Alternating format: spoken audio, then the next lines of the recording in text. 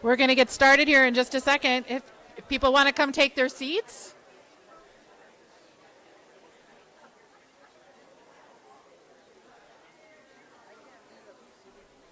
No, I'm not doing that.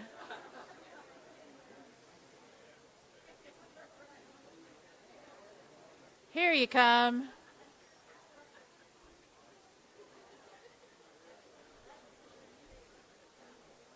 You just don't want it to end. That's why we don't want to start, right? There you go.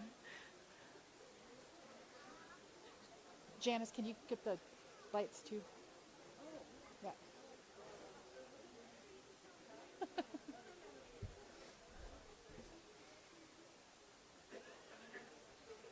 We need to turn the lights on. That will help. Here we go. There we go.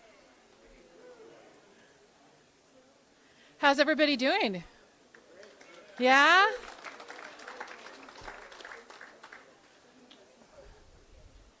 Now, some of you who know me and have come to Fishtrap events know I'll call you out if you're still talking in 5, 4, okay. You think I laugh. Some of you have seen me do this, so yeah, all right. Kim? Just saying. All right. Welcome, everybody, to the final night, if you can believe it, of the 36th Summer Fishtrap Gathering of Writers. Thank you. Oh, my goodness. Give yourselves a hand. You made it.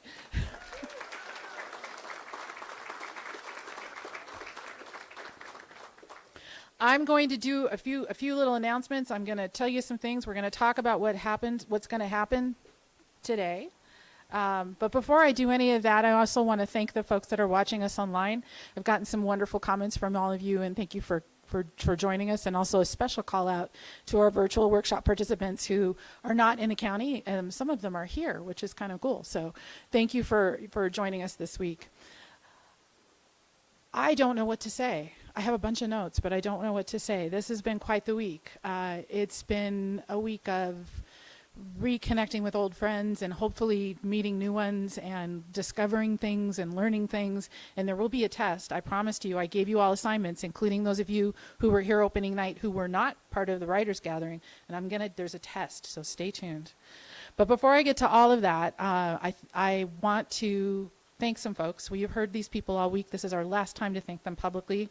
So I'm going to give you a cue to give them a big round of applause. First off, the National Endowment for the Arts and the Kinsman Foundation for funding this program. Give them a big thank you.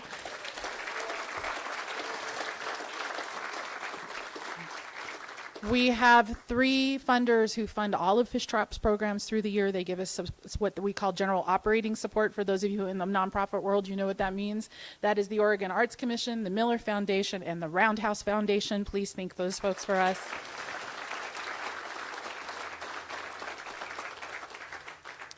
In this little book, there are extras of these if you haven't seen them, and around the tent back there, we have had 36 local businesses sponsor Summer Fishtrap this year. There are 3 whom you've heard us talk about all week. We want to make a special call out to, again, to the wonderful, wonderful Book Loft, to our friends at the Wallowa County Chamber of Commerce. I do want to say a little bit of something about the Chamber of Commerce that you may not know. I'm on their board, so I have to know. I mean, one of the things I want you to know is, in addition to providing support for the county's businesses, they are also one of our biggest voices. They have reposted and retweeted and re-Facebooked. Is that a thing? They have re-Facebooked everything that we've done this week, and I want to thank them, as has the Lodge, who is our third partner we want to thank. And finally, Terminal Gravity. We've talked about the tents. I think all of our poetry workshops met out there this week, and it was great. Poets in Tents. So.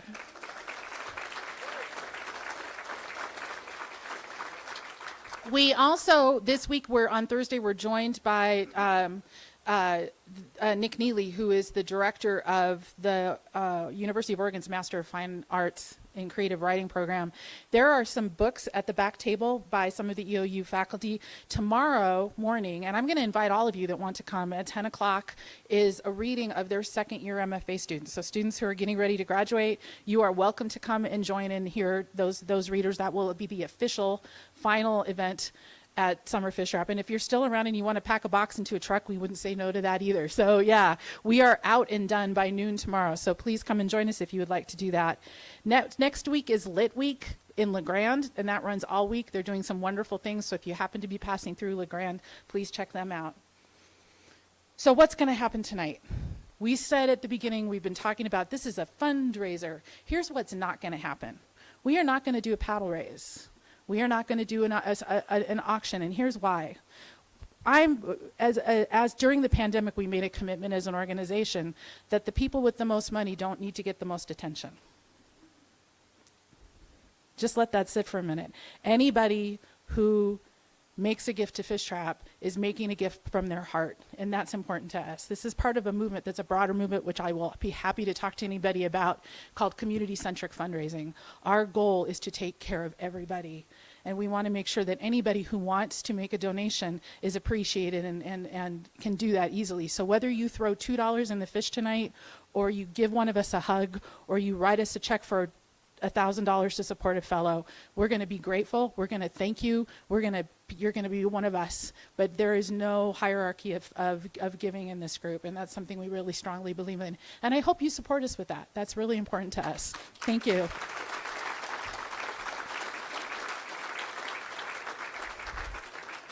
However,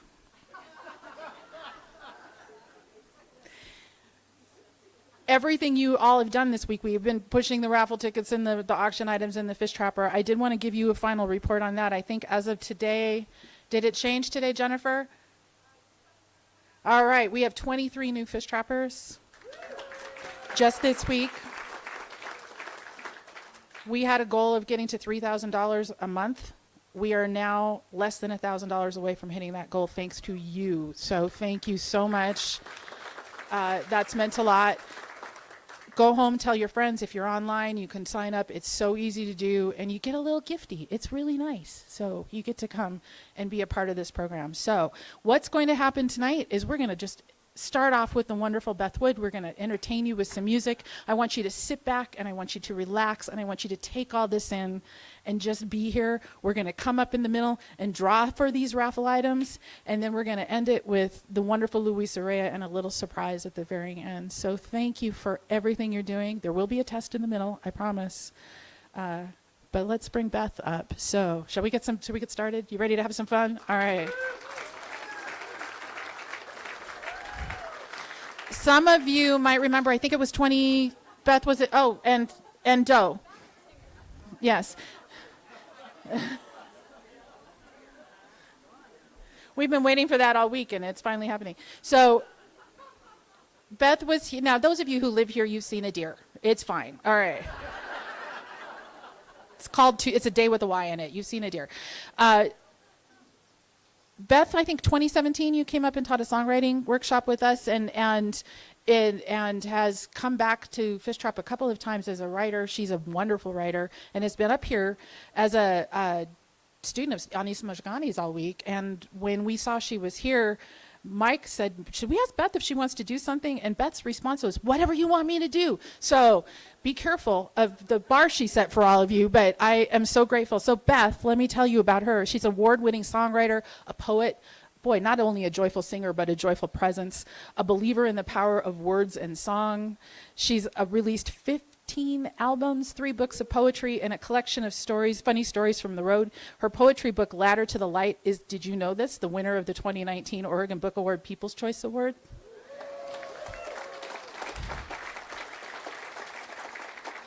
And it was also a finalist for the Stafford Hall Award for Poetry.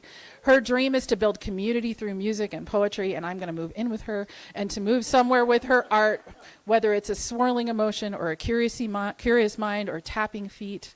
Beth lives in Sisters, Oregon with her dog, Hannah LaRue, best dog name ever. Her music philosophy, and I think one I want you all to take with you tonight, is that there are no wrong notes. Please welcome Beth Wood.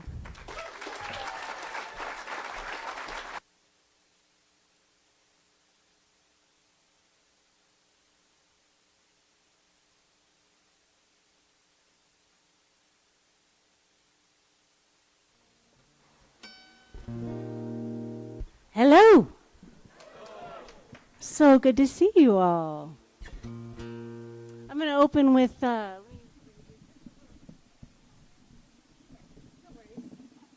this is a song I call my mission statement. It goes like this. I'm going to open my mouth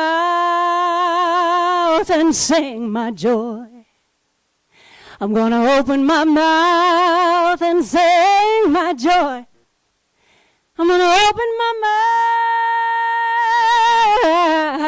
and sing about my joy. Let my mouth be open to the joy. I'm going to open my heart and sing my sorrow.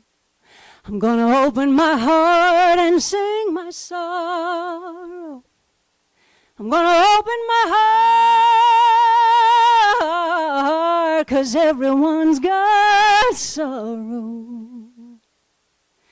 Let my heart be open to the sorrow. I'm going to open my eyes and see the beauty. I'm going to open my eyes and see the beauty. I'm going to open my eyes, 'cause everywhere there's beauty. Let my eyes be open to the beauty.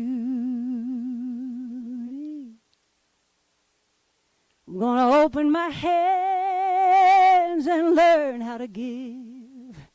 I'm going to open my hands and learn how to give. I'm going to open my hands. We can all learn to give. I'm going to open my hands. I'm going to open my eyes. I'm going to open my heart. And I'm going to open my mouth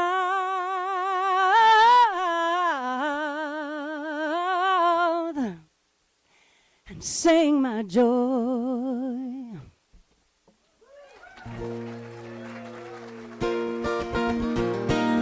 Thank you. It is so wonderful and delightful to be here. Thank you so much to Fishtrap. Thank you to Anise. Thank you to everyone in my class for all the inspiration. Woo!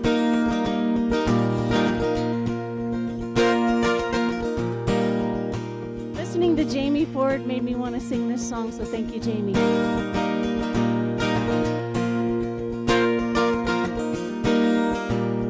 On the day after tomorrow, we will let loose all of our sorrow from this time we have borrowed on that day. Morning sun will come shining, we'll let the light in, and our hope will come out of hiding on that day. On that day I will dance, give my tired heart a chance to feel anything but hollow. With these eyes I will see you road in front of me, and it's the one that my feet will follow. On the day after tomorrow,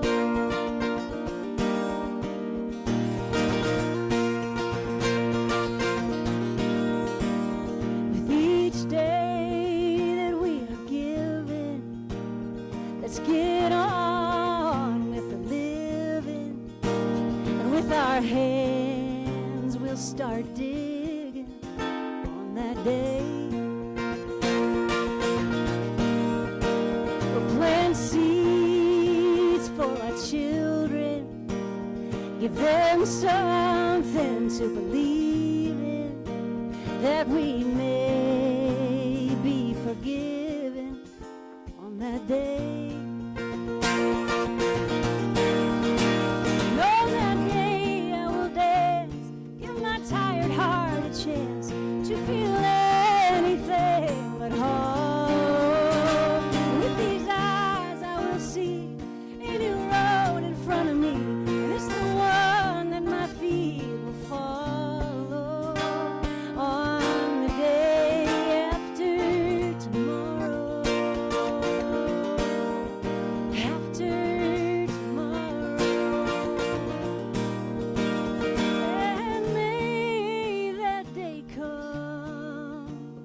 because peace belongs to everyone.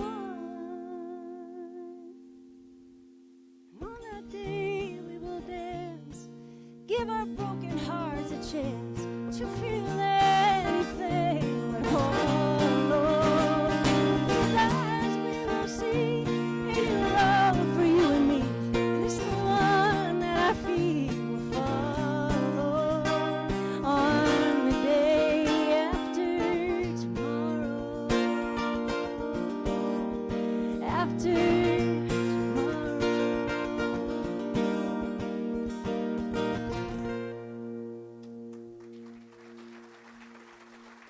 Thank you so much.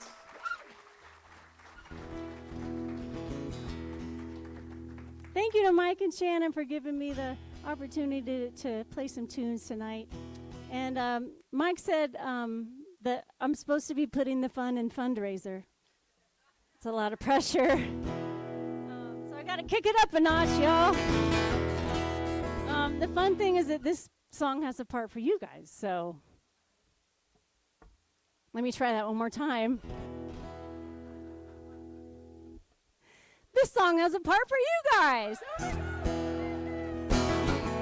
Okay, super easy. You'll know when it gets here, I promise. One thing I notice is that the older I get, the less time that I have for bullshit. I don't know if that's true for you too.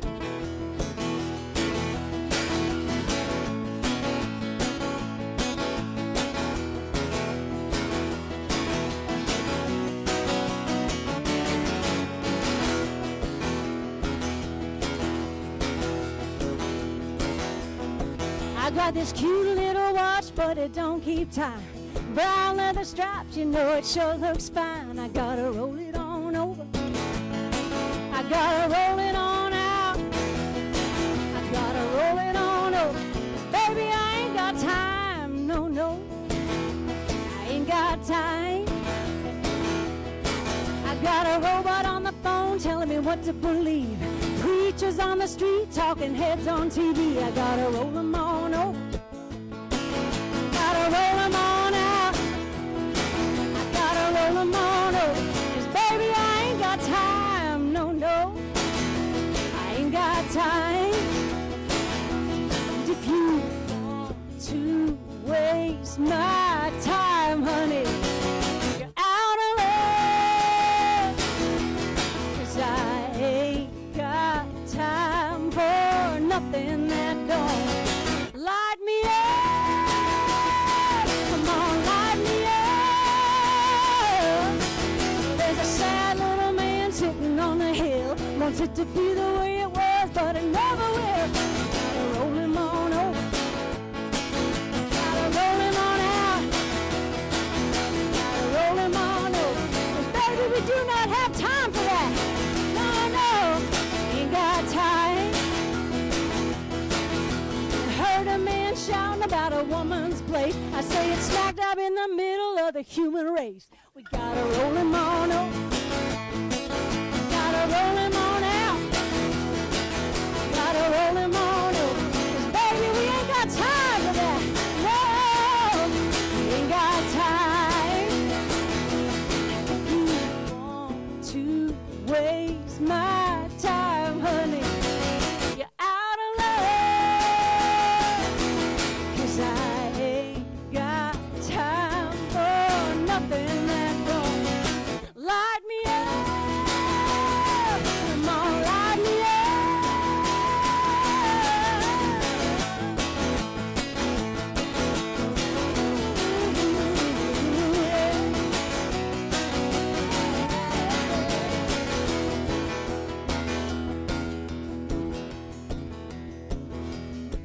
Well, I'm looking in the mirror and the lines won't quit. Too bad I can't find a way to give a whoo. I gotta roll them on over. Gotta roll them on out. Gotta roll them on over. 'Cause I literally do not have time for that. I know, ain't got time. Time's flying faster than we know. If it don't light you up, you gotta let it go. Gotta roll it on over. Gotta roll it on out.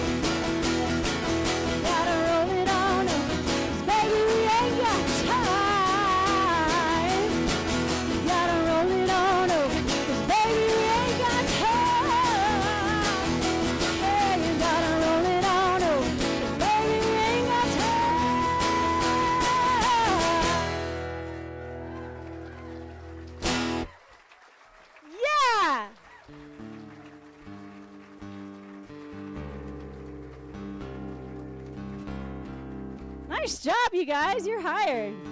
That was amazing. Woo!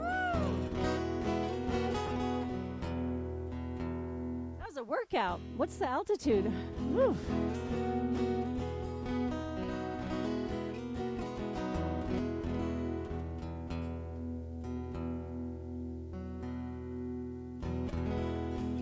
Well, this song is by request. This is a co-write that I did with Kim Stafford's workshop class. And Kim sent me an email and he said, if I send you a bunch of phrases from my workshop, will you write a song from it? You know. I was like, hell yeah, I will. And it was wonderful. I sat with it. I sat with those words on my coffee table for many, many weeks.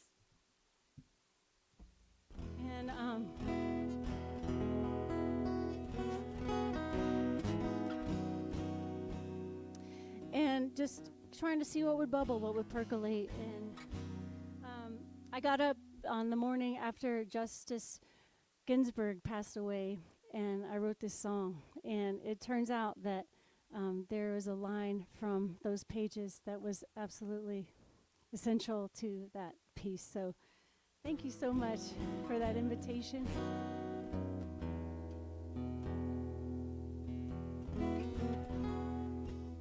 So this is in her honor, and one of the reasons why she meant so much to me is that she was an introvert and just a tiny little person, and she made such an impact on this world.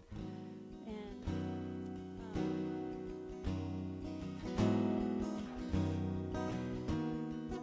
one thing she said is that real change, lasting change, takes place one step at a time.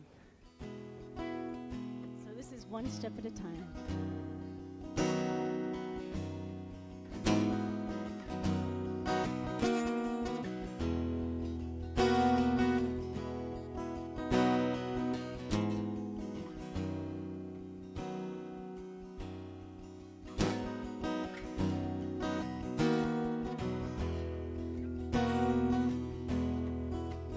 I know your feet are tired. I know the time has come to take a rest. Go on and close your eyes. Let yourself melt into the tenderness.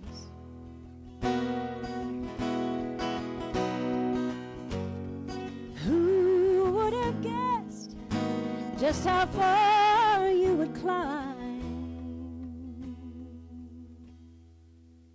Taking it one step at a time.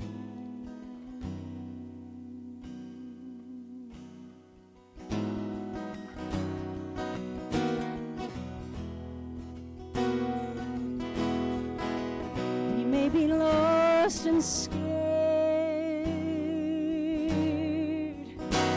trying to find our way now in the dark. Feeling so unprepared, trying to hold the faith and keep the heart.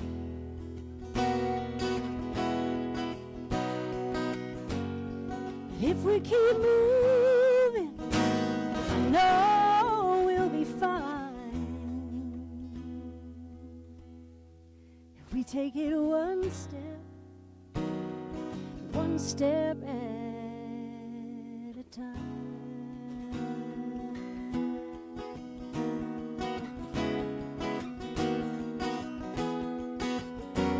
We lift her up so high, so she can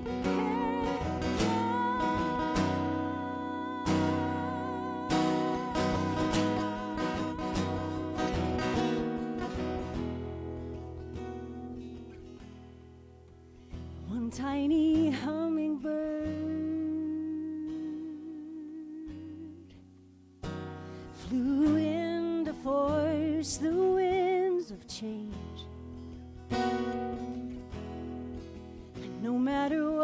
you've heard. It's not too early and it's not too late.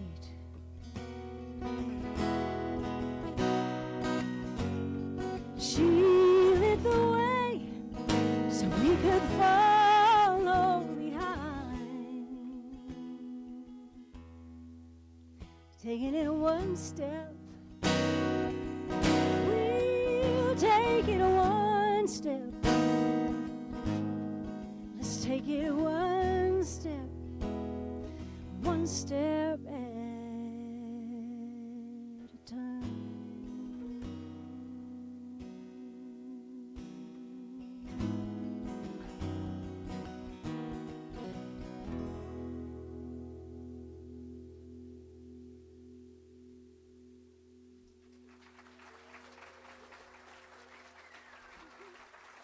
Thank you.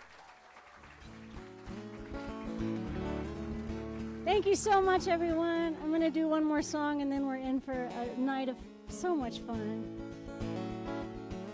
This has been such an amazing week, and I've been like nodding my head in agreement so much that I feel like the bobblehead version of myself.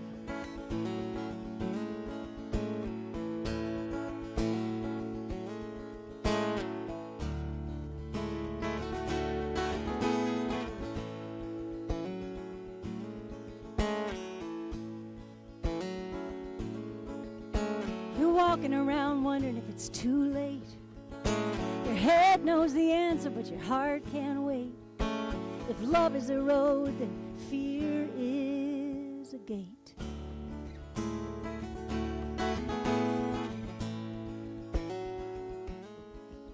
So you muscle up the courage to walk through. It feels like the eyes of the world are on you. Your feet made of stone, just trying.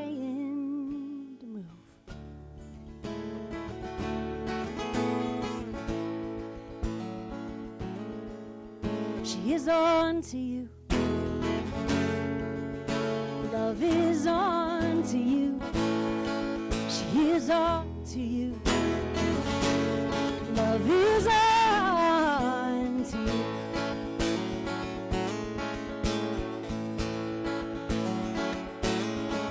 Maybe you're kneeling on the ground with your hands in the dirt, wearing your grandfather's old flannel shirt, wiping the tears, trying to reconcile the hurt.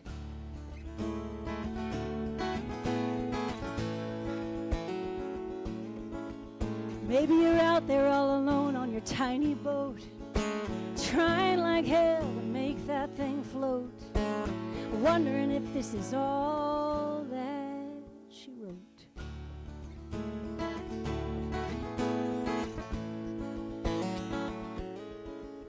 She is on to you.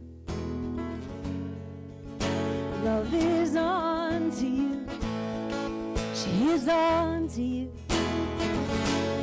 Love is on to you.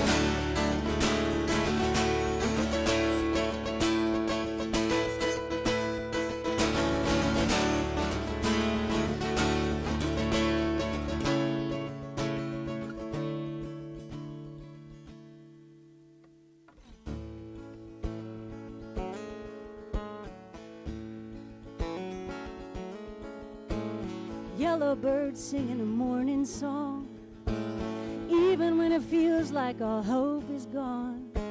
No matter the darkness, here comes the dawn.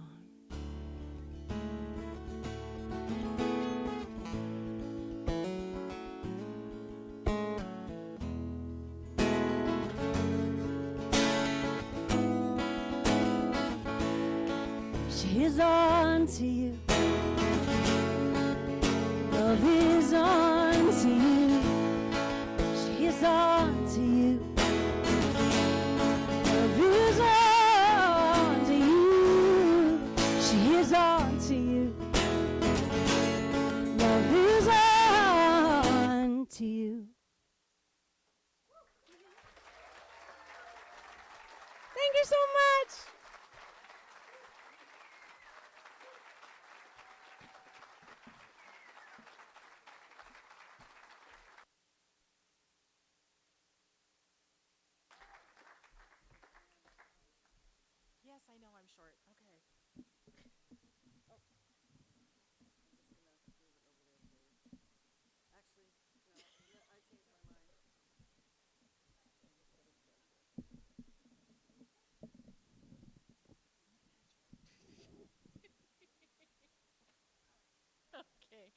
Well, can we thank Beth one more time, please? Yeah. Yeah.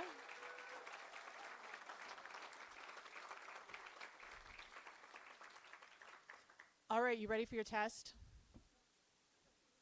Okay, see if you did your studying this week. So at the beginning of the week, I'm going to do a little check-in. I gave you an assignment, it had 4 parts. I'm not going to read the whole speech, so don't worry. But you have four things. I said the first thing, if you did this, I want you to raise your hand. You set some time aside to go outside and touch the ground. You looked at the sky, yes? Did you breathe deeply? Did you connect? Were you present with this time and this place? Most of all, do you see that your story in our timeline together really matters? Do you know that now? I hope so. Okay, everybody get an A so far? Check. Okay. Number 2, did you pay attention to how you talk to yourself this week? And did you indeed put should on a shelf? No? Uh-oh. All right. I don't know. Did you use the word will, can, try, create, or yes? Raise your hand. Oh my goodness. Okay. Go home and make sure those make more appearances in your vocabulary. That's for all of you, by the way. Should put it away. Put should away. Yeah. Finally, well, not finally, there's 2 more. Raise your hand if at some point this week you took the intentional time to connect with someone who doesn't share your generational label. Raise your hand. That's how bridges are built. Thank you so much. What did you learn? Think about that this week. I hear some nervous tittering here. It's like, uh-oh, what did you not do? All right. This is the big one. In all seriousness, and I want this, there's no raising of hands here, but how did you create or help to create a brave space for the people around you this week? Were you kind? Did you listen? Did you take risks? Did you give yourself and the others around you the grace to make mistakes and to learn? Did you help yourself and the others around you to learn something new? Take that back with you. All of you take that back with you. We all, as Jamie said, don't look at the rock ahead of you. Look at the road and take that with you. So if you did well, how many of you think you get an A? Oh, come on. All of you get an A. You all pass. All right. So because of that, you get a treat. So Jennifer, you want to come on up? Yes. These are the first of 3 raffle items from the raffle tickets, and we're going to do this as we bring Kate and Steve up onto the stage. The Epicure, filled with tastes, sensations. I'm filled with taste sensations. Okay. We have Lacey Doss. Ooh, she's our volunteer tonight. Lacey, Oh. yeah, she's probably inside. Oh, she is. Yeah, Lacey's Okay. our volunteer tonight. So yeah. Lacey! Woo! All right. The Browser, filled with things you might find at a farmer's market or perhaps Alderslope Nursery.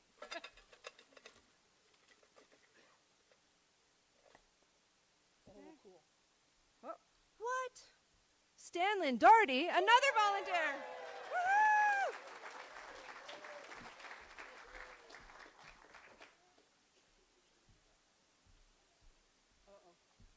And the Basker. You might find them shopping at Wild Carrot, Element, Be Bright Vintage, or Matterhorn Village for things that are comforting and sensational.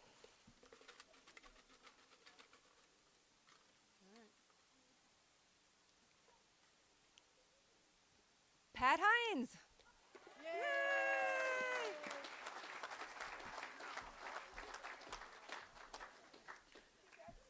Congratulations. You can pick those up at the end of the evening. Jennifer will meet you, and we will get this all sent home with you. So thank you. We will draw more later. So would you like to have Kate and Steve come up onto the stage? Yeah.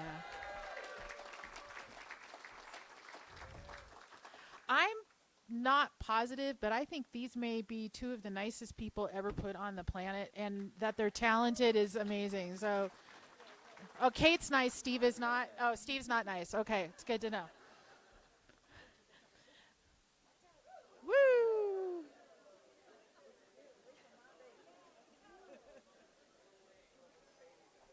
Yeah, the babies have been romping. Have you seen the babies? They've been playing, and they're not happy. Do you hear them? Okay, a little drama. So much for the everybody's seen deer. This is what. Jeez. Are we good? All right. Hi. All right. So Kate and Steve, how many of you have interacted with them at Fishtrap before? Raise your hand. You are among fans, my friends, as you know. Lifelong musicians, songwriters, teachers, and purveyors of musical instruments. They also are expert performers, and they ran the music school at Artichoke Music in Portland. How of us have been to Artichoke Music? It's an institution. They were there for 25 years. Pate Power and Steve Einhorn have worked with the community and on the world stage with a wide range of music and delivered with the seasoning of 100 years on stage between the two of them. They wrote that. I did not. I just want to say that. Okay. Check this out. For those of you who don't know, Kate and Steve have shared countless settings with iconic luminaries, including Pete Seeger, Tom Paxton, Arlo Guthrie. They were featured on the Prairie Home Companion and won the Music to Life Award for Songs That Make a Difference with Travis John, written right here at Fishtrap in 2003.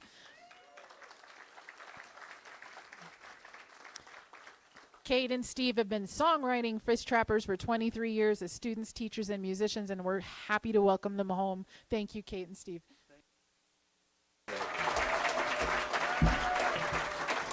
Thank you.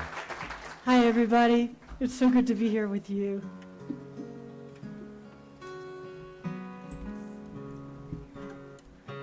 Thank you, Janice.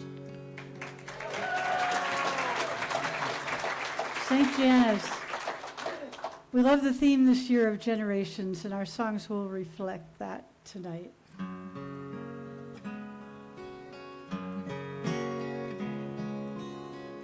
I wrote this for my mother when she was getting old. Now it's me.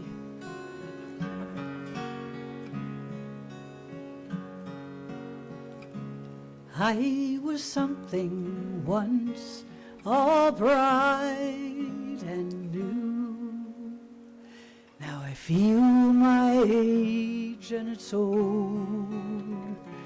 There was something nice in the sweet moonlight. Now I pull on my sweater, I'm cold. When my eyes were brightly shining between laughter and crying, sure I don't remember trying. We just went the way we go.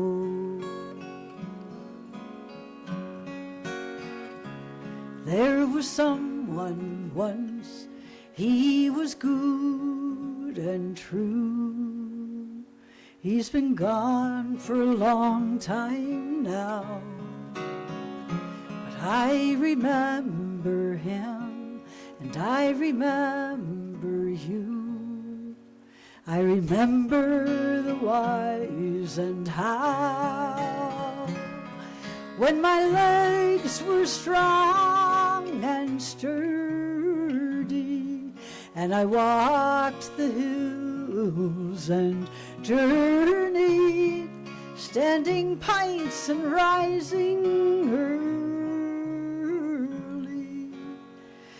to milk the Jersey cow.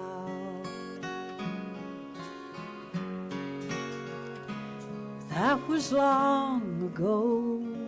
Only one who knows what it was back then is me. And even I don't know. It's like a movie show. They're inside my memories. When I'd meet you bright and shining between laughter and crying. Sure, I don't remember trying. We just went the way we go. Sure, I was something once, all bright and new.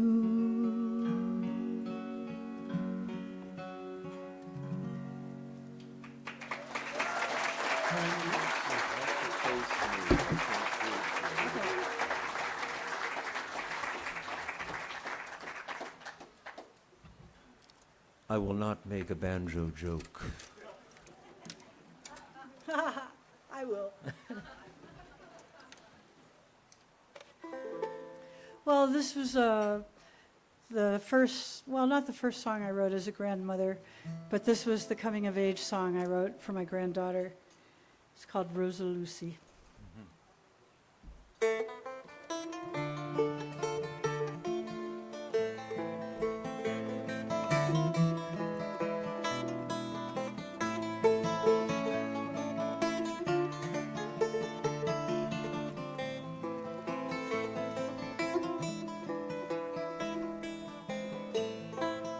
As you wander in the world, finding your way from your mother's little girl in the cottage by the bay, where the salmon run their run and eagles do soar, forest branches swing and sway high above the ocean's roar. I still remember how far we've come. There in the distance, the place we come from. Look to the stars, your dreams they do burn like embers in the night. Await your return.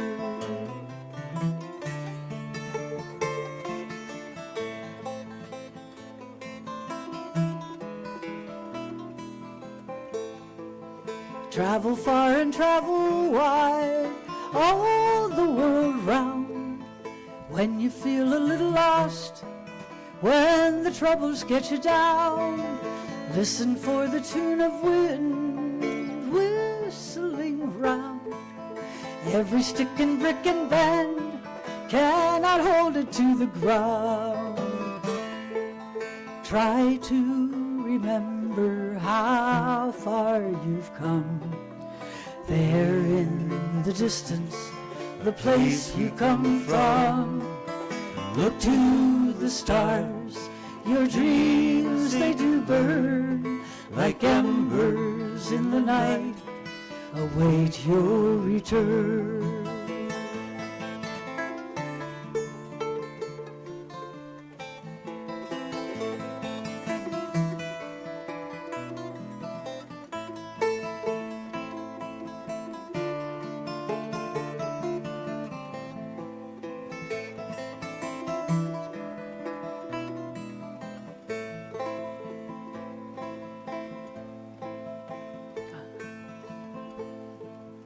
I have been where you now go. When I was young, that was many years ago, given in my mother tongue. There was so much more to know than I could see, and the words I give you now are the ones she gave to me. Try to remember how far we've come. There in the distance, the place you come from. Look to the stars, your dreams they do burn like embers in the night. Await your return.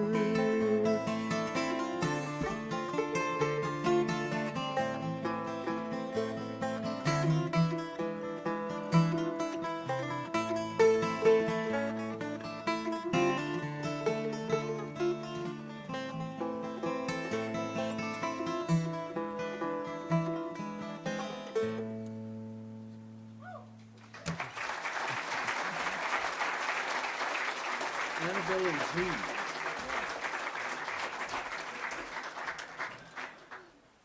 Whoop. Ah, Thank you. this is a song that begs for audience participation. So, audience, I would like you to participate. The chorus goes, how does that chorus go? Won't you come back home? There's supper on the stove. Okay, won't you come back home? There's supper on the stove. And there's some yodeling in this, but I can't teach you to yodel. I just want you to feel the yodel and yodel. And I wanted to do this song tonight because many, many years ago, I think it was 20-some years ago, the first summer that Kate and I taught songwriting here, Ursula Le Guin, you may have heard of Ursula, was here. And we started singing this song, and I looked in the back and I thought, oh my God, that's Ursula Le Guin in our audience. And she's asleep. And Molly Gloss was sitting next to Ursula, and when we came to the part where I wanted everyone to yodel, I said, come on, Ursula! And Molly gave her a jab, and Ursula went like, and I swear she yodeled for about 2 or 3 seconds.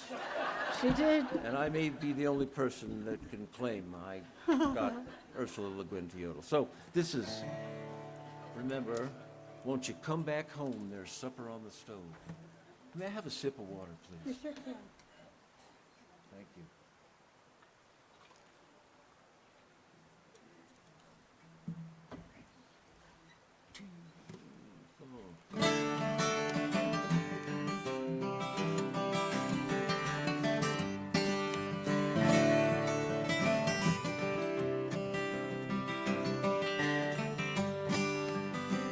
Annabelle, won't you come back home?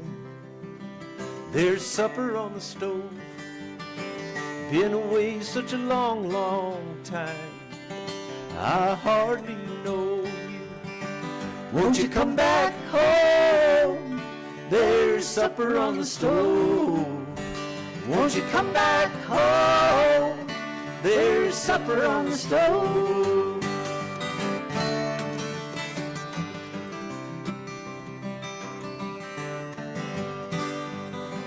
Precious children grow so fast, then they leave us all alone. Got to love them while we can, before we're dead and gone. Won't you come back home? There's supper on the stove. Won't you come back home? There's supper on the stove.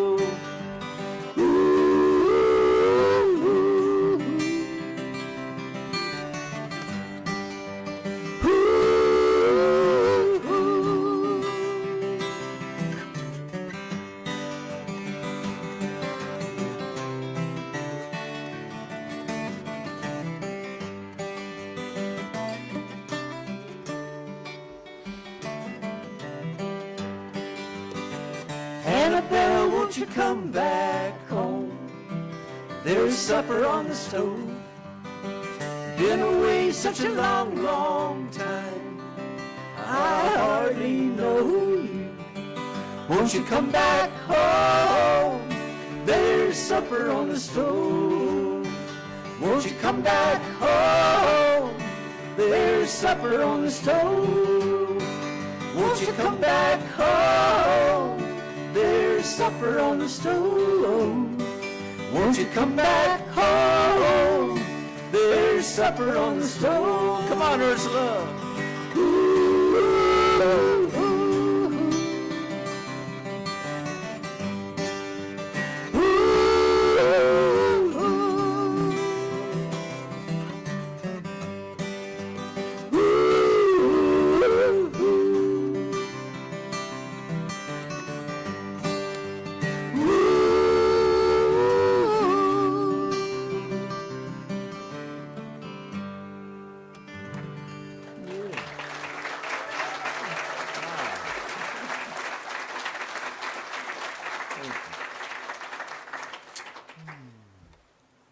Well, this next one dates back to a few generations back in my family.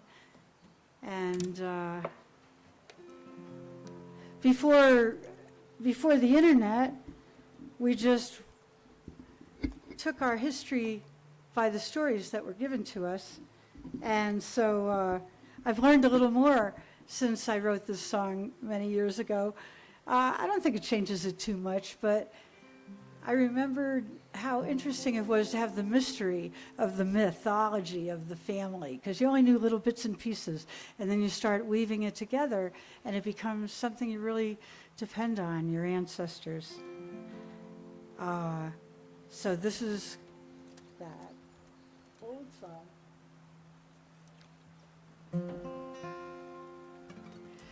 That makes me think of the good old days before I was even here.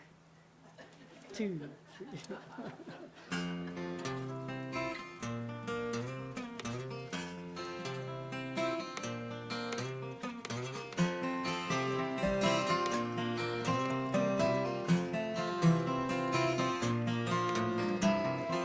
Button up your coat and put your hat on. Don't forget the biscuits by the bin. Tell sweet Annie I'll be by tomorrow, tomorrow, for bitter tea and cheer to form the wind. Row, fisher, row, catch your catch and go. May the wind behind you blow, oh, oh, you home.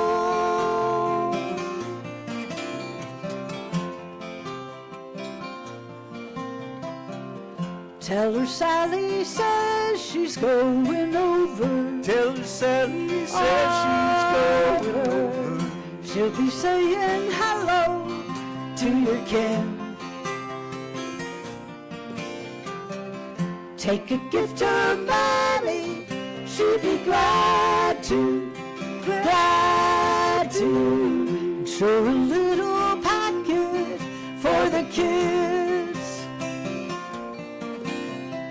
Row, fisher, row, shore to go. May the tide bring you home, Islander.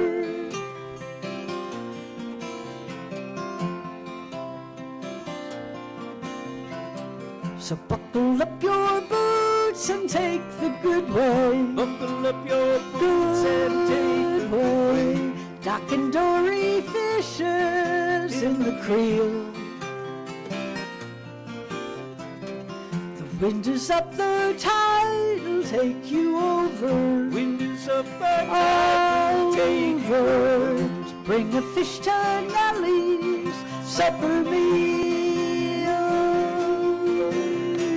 Row, fisher, row, shore to go. May the tide bring you home, Islander.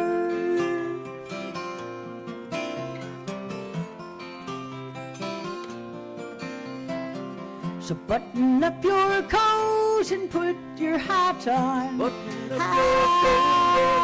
Hat on. Don't forget the biscuits by the bin. Tell sweet Annie I'll be by tomorrow. Tomorrow, for bitter tea and cheer to warm the wind. Row, fisher, row, catch your catch and go. May the wind behind you blow, oh, you home. Row, fisher, row, catch your catch and go. May the tide bring you home, Islander, bring you home. May the tide bring you home, Islander.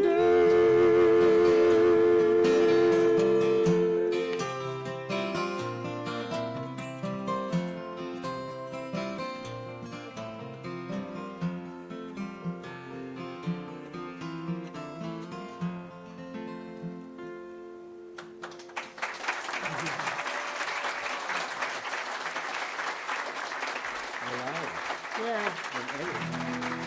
Yes.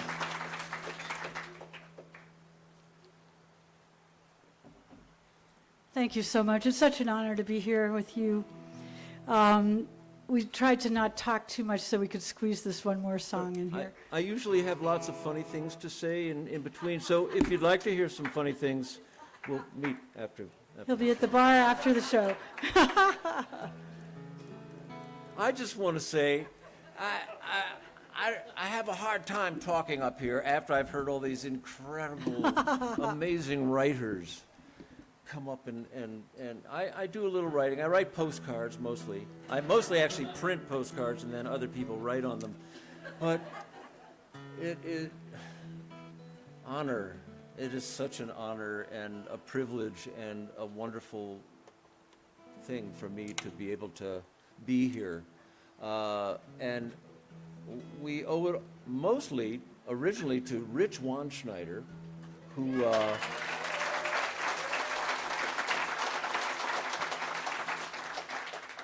who actually the winter that Kate wrote this song, we were out here doing a residency. Rich, we called him, and actually, because we had spent a summer here and just wanted to come back. And he said, well, songwriting, I don't know, let me get back to you. And about 5 seconds later, he called back and said, we'll figure it out.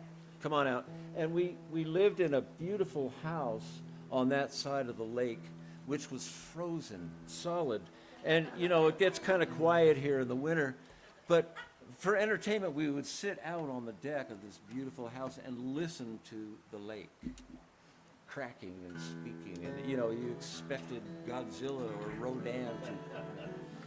Wonderful. So thank you. Thank you for letting me be here.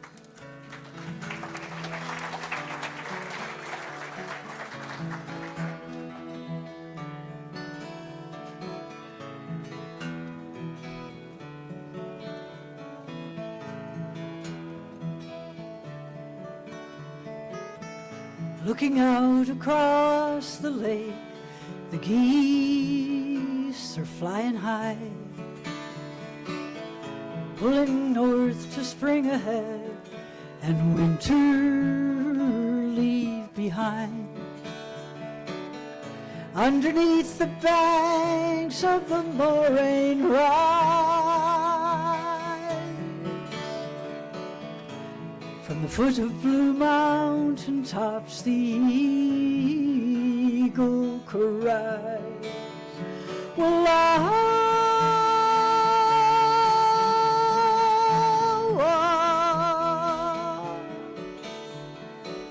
I hear your song, it sings to me on city streets across the sea, where I belong and long to be.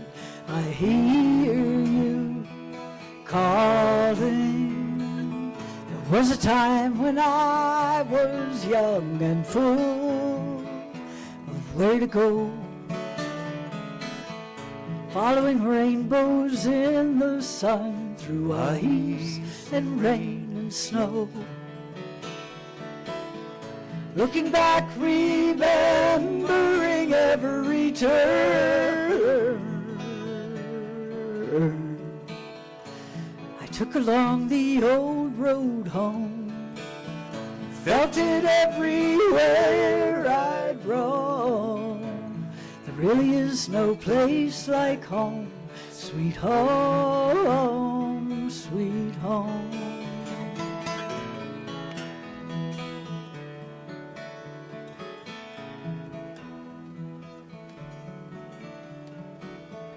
Riding in the wilderness, deep canyons red and brown, with rivers full of summer fish, meandering middle ground.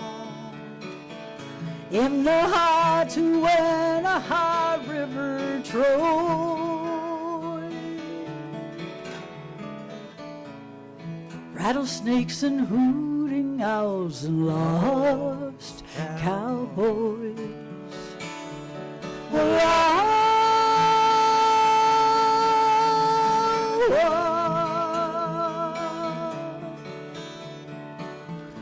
hear your song, it sings to me. On city streets across the sea, where I belong and long to be, I hear you calling, I hear you call.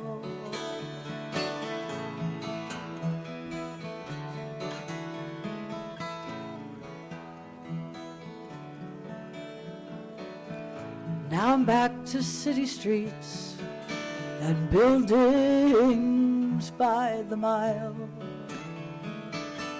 far apart from country roads and mule deer running wild. There's a place inside, open wide and free, comes to me from time to time, sweet memories. Well,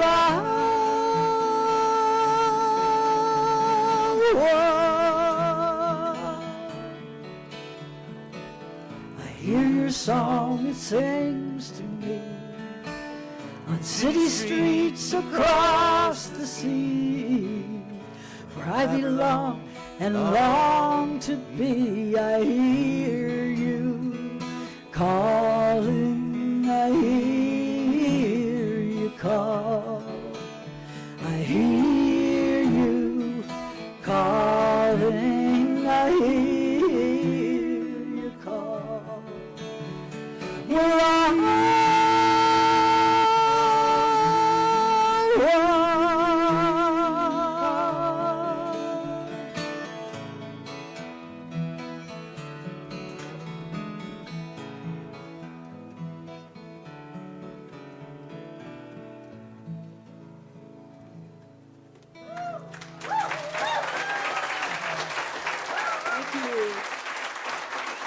Thank you. And thank you, Shannon and Mike Midlow, Thank you. so much.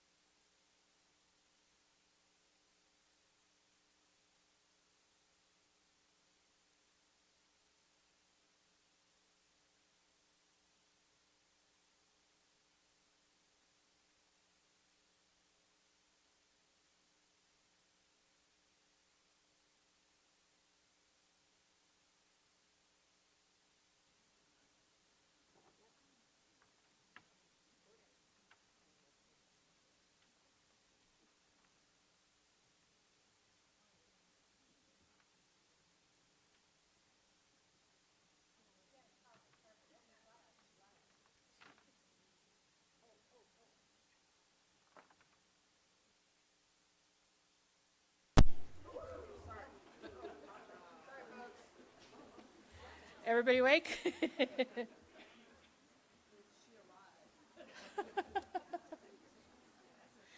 Thank you so much, Kate and Steve. Again, that means the world to us. Thank you.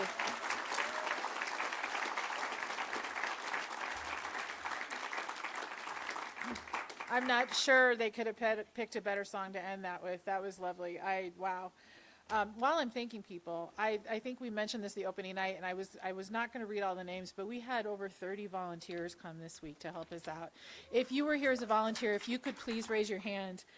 Check this out, folks. Thank you so much.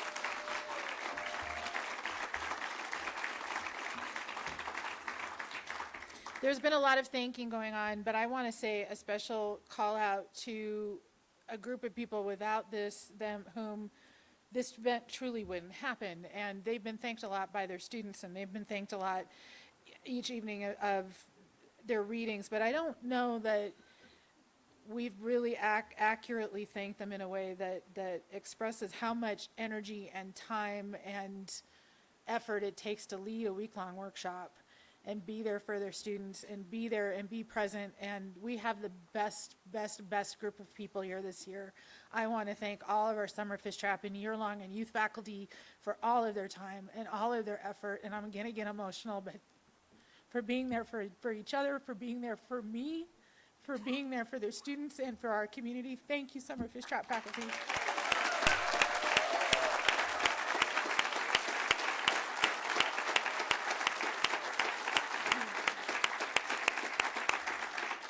And I'm going to say this quick because apparently I'm tired. So I've said this before. I've said it to each and every one of you. This is my 8th summer Fishtrap, which is crazy to me that it went by that fast. I've had the pleasure of working with Mike Midlow and Janice Carper for all of those 8 years. They are professional. They are wonderful. They are friends. They are colleagues. They are the best folks to work with. And they were joined by 2 more this year who raised the bar even higher. And so that would be Jennifer Hobbs and Jessica Boglin. And wow, you just did amazing work this week. So thank you. Apparently I need a long nap because I just cried over Jennifer Hobbs. I don't know. I'm just saying that because I'm about to bring her on again. So before we wrap everything up, I'm going to bring Luis up. I want to say my final thank you to each of you. Before we draw these what is it called? Raffle items? Yeah. Wowzers. Before we draw the raffle items, and I want to let you know at the end of the evening, please come in, say goodbye, give each other hugs, meet these wonderful musicians and faculty yourselves. If the bar's still open, have a little drink, buy a little sweatshirt or a t-shirt, feed the fish, do all of that stuff. And, again, just thank all of us. My goal tonight is to send you out on a story and a song. So before I do that, I want to thank you all and come back. Thank you.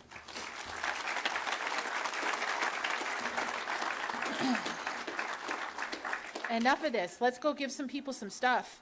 All right. You got stuff. Okay. I know, I make it See, she makes you cry. Do you see what happens? with laughter. Okay. This was a very popular one, the Explorer. And Josephi Center for the Arts and Culture gave a lot to that one. Joseph Hardware, Wallowa County Ace Hardware, and Wallowa Valley Photo Club. So, Yowza. Okay, you ready? dig deep. This one. Oh, Sharon Forster.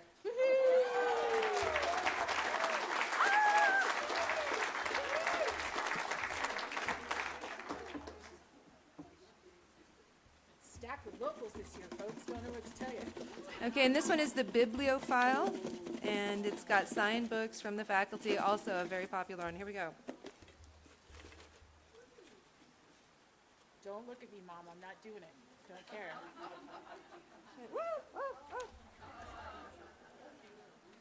Oh, this is good. Phew. Okay, glasses for this one. It's a... Oh, Kirsten Rolla! Yay!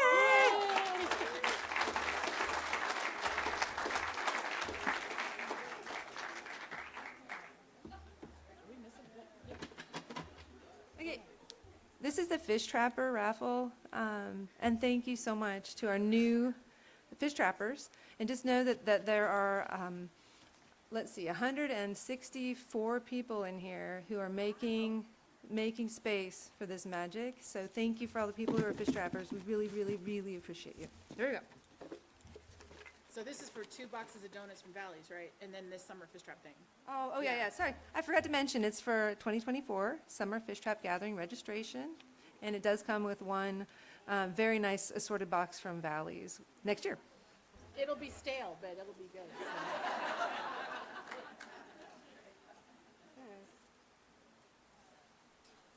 Ooh, can you pronounce this? We're going to try. Yasoda Gopal? Okay. Yes. Much applause. And I apologize for mispronouncing your name. Yeah. Thank you, Yasoda, and I apologize wherever you are if you're watching us online too, that if I mispronounced your name. We'll see you next summer, and I'll have a whole year to get ready to say it right. So, You ready? Everybody take a deep breath. Because your life's about to change. No pressure. Hailed by NPR as a literary badass and a master storyteller with a rock and roll heart, Luis Alberto Urrea is a prolific and acclaimed writer who uses his dual culture life experiences to explore greater themes of love, loss, and triumph. A 2005 Pulitzer Prize finalist for nonfiction and a Guggenheim Fellow, Urrea is the critically acclaimed and best-selling author of 19 books, winning numerous awards for his poetry, fiction, and essays. Born in Tijuana, Mexico, to a Mexican father and American mother, Luis is most recognized as a border writer, though he says, "I am more interested in bridges, not borders."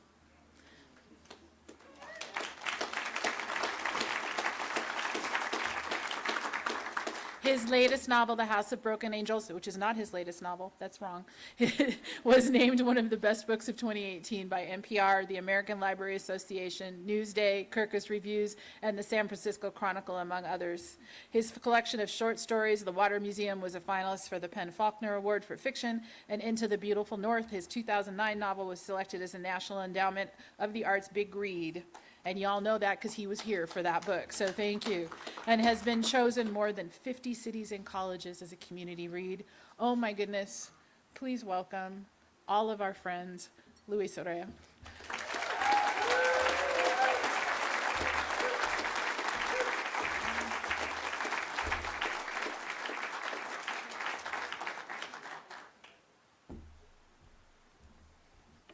Buenas tardes, Fishtrap. Tijuana back in the house. Rich Weinschneider brought us up here 25 years ago, and we've been thinking about so many things this week. We were back there, Cindy and I, and you know how you get memories on Facebook that come up? This night, years ago, our daughter Chayo did her first poetry reading of her life here. And that kind of shook me up, man. I was like, that's incredible. And I just want to say before I launch into this book, you know, if you've been with people 25 years, there's only one word for that, and that's family. And what is amazing to me is that all three of our kids grew up here. And they're really mad that they're not here.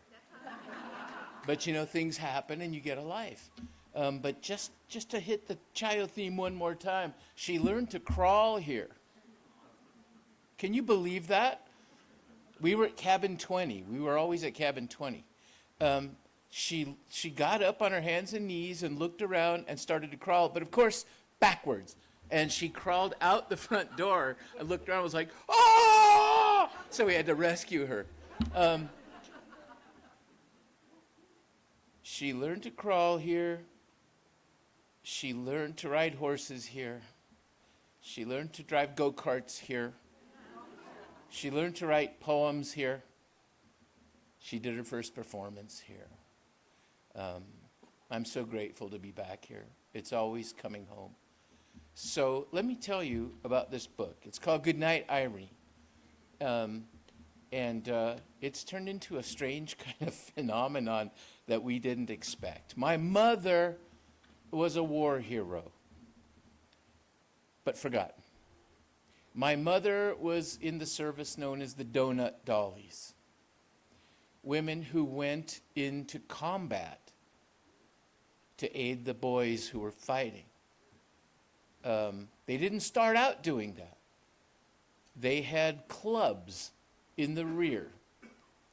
And some people thought, wouldn't it be interesting to put the donut clubs on a truck and send them out into the field? And a lot of the women who were in said, yeah, sign me up. They were in. And I'm going to tell you a little bit about her, and then I want to give you a chapter from it so you'll get a taste for it. My mom was from New York. She was the only American in my family. I did not know that my life in San Diego, starting in Tijuana, in some ways was due to her PTSD. She went through such horrors in the war that she slowly withdrew from her world. And if you read Goodnight, Irene, every actual plot development are the biographical things that happened to her. And I can tell you, my adolescence was a time of her nightmares. It gets progressively worse. And she would cry and yell, "Please no," all night. And I owe, oddly, I think, my life as a writer to that in some ways, because I was a teenage insomniac. I could not sleep anymore. And all night long, it was Leonard Cohen and me. And after a while, I got a notebook. And so I'm still writing. But I want to tell you about her because she's so much more than the wounds. So let me tell you just a little bit about my mom before I get into the novel. My mother was from New York. She was kind of a socialite almost. She was born in 1916. And if you see pictures of her in that era, if you see the book, there are photographs of her. The publisher was very kind to make end papers with pictures of the truck and the women in the book. The family was old money. They lived in this fantastic realm I'd never imagined before because I'd only seen San Diego and Tijuana. It was this place called Staten Island. And I thought, oh, this is some beautiful glade, you know. Maybe Merlin is there, maybe their castle's there, the way she talked about it, the beautiful oak forests, the trees, dear boy. She always called me dear boy. And when she came back from the war, she couldn't stay. And she said, dear boy, New York was gone. I left in 1943. When I came back, it was no longer New York. And then later, after a cataclysmic thing that happened I'll tell you about, she said, part of the reason I left home is they didn't believe me about Buchenwald. They said I was being a little dramatic, and I had to leave. She went to Sausalito and met my dad and ended up in Tijuana, not a destination she had in mind. But if you'd known my mother, you would appreciate her insouciance. She had a pose that I used to call the teapot.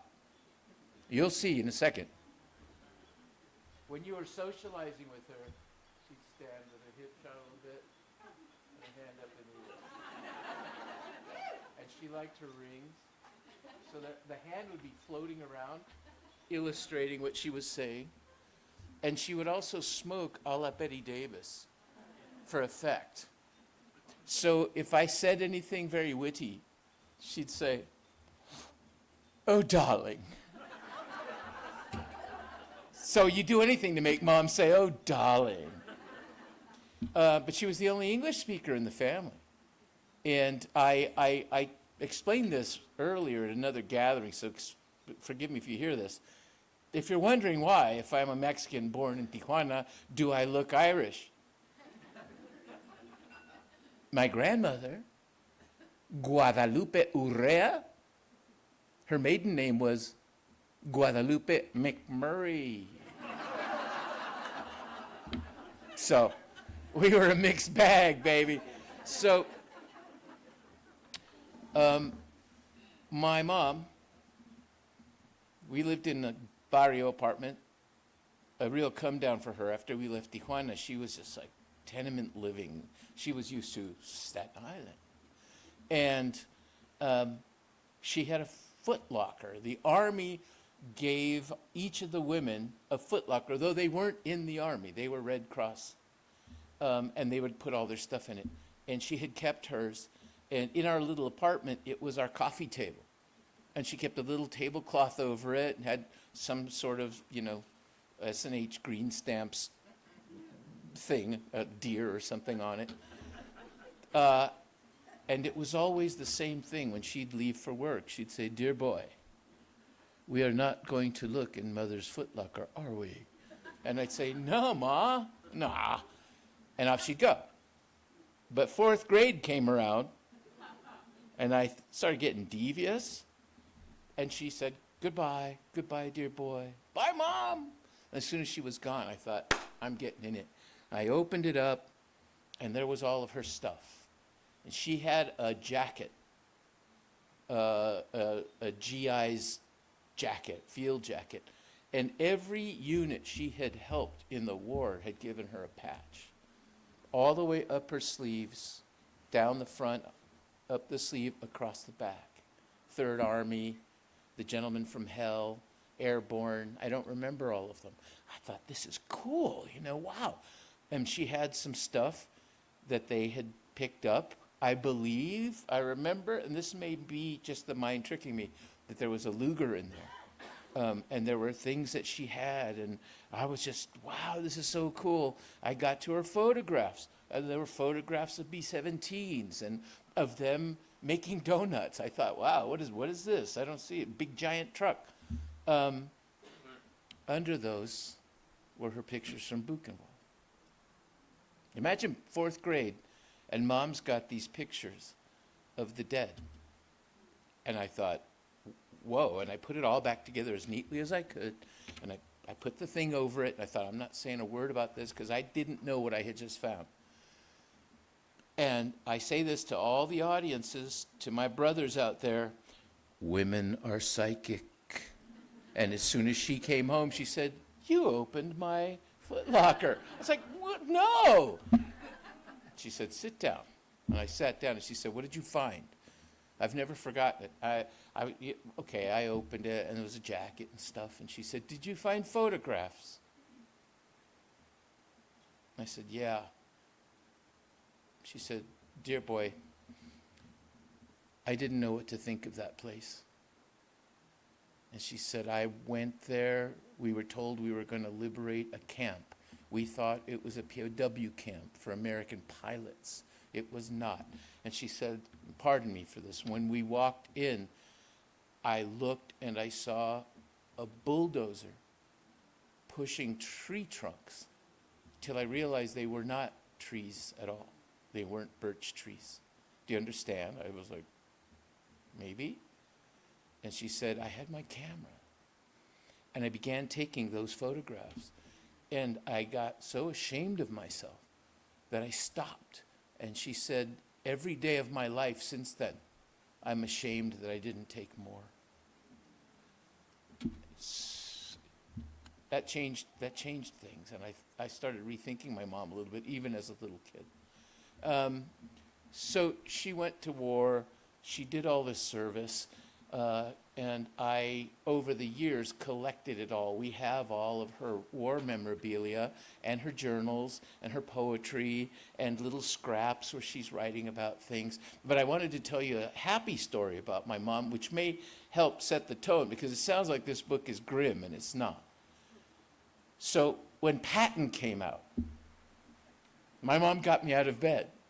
Dear boy, we're going to the movies. I said, really? Oh, cool, What are we seeing? We're going to go see Patton. And I thought, oh, great. Movie about some general. All right, yeah. We took the bus from our place to downtown San Diego to the California Theater. Patton. If you remember Patton or you've seen it, you know it's quite dramatic and long. So I'm sitting there with my mom, and here comes Patton, and she immediately is squirming in her seat. Oh, he looks just like George. Okay. And we watched this movie, 3 hours. And then she says, let's watch it again. And I was thinking, Mom.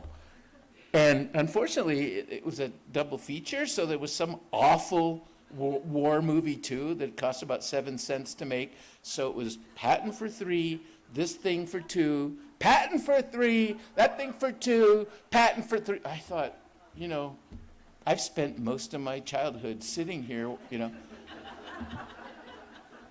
But she was transformed, and I'd never seen her like that. And she could actually mouth some of the dialogue, and she would touch me, and she'd say things like, "Oh, those pistols, we all knew those pistols." Okay, you know. And the thing that upset her the most in the whole movie was when Patton slapped a young soldier with battle fatigue. All 3 times she said, "He shouldn't have done that. He shouldn't have done that." I thought, okay. We get on the bus to go home. It's nighttime. And she says to me, "You know, Georgie Patton, he was a very naughty boy."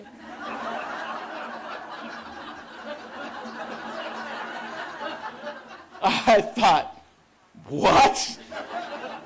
And so I'm telling myself, she means he was rambunctious. But I don't know, do I?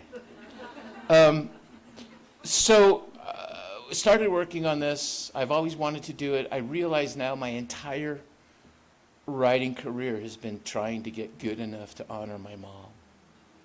And now I can do it. And now it's so strange to me. Thousands of people know my mom, and they seem to love her. I can't tell you, every day we get mail. And it makes me so happy. But also this group that were known as Donut Dollies. How proud I am to represent them. And I have things I need to tell you. I know it's going to get late, so I'm going to try to just move through, but I just want you to understand. So she had a partner in war, in combat, named Jill. And I thought Jill was dead. And so I was trying to write this novel, and Cindy and I do a lot of things together. She's a reporter, and she helps me research, and we travel together to all these places. And she said to me one night, "Tell me again about your mom." I said, "Oh, you know, Donut Dolly." "What's a donut dolly?" I said, "You know, the Donut Dollies."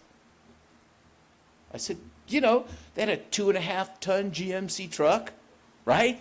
It had a galley on the back, and they had coffee makers and donut makers, and they followed Patton into combat and made donuts under fire." And she said, "What?"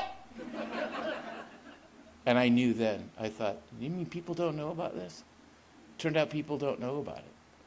Part of the reason is that they were kind of just pushed aside, but also the records building where their histories were burned down. So they were honestly gone. So, long story short, we find Miss Jill. She's not dead. She lives 90 minutes from our house in Illinois. We thought this is the most unlikely thing. Cindy had written to her. She called us, and she wanted to talk to Louis. She was a Hoosier, man. She wasn't into this Louis business. "I want to talk to Louis, please." I said, "Miss Jill, I'm so excited. Thank you so much for calling." And she said, "Louis, you must come see me. I'm 94. Don't try to wait till I turn 95. And I said, "No, I won't. I'm going to come tomorrow."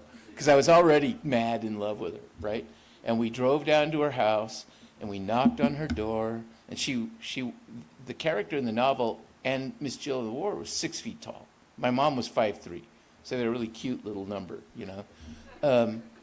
She came to the door at 94, no longer 6 feet tall, took my arm. She always wanted to be escorted, so I'm always like her date.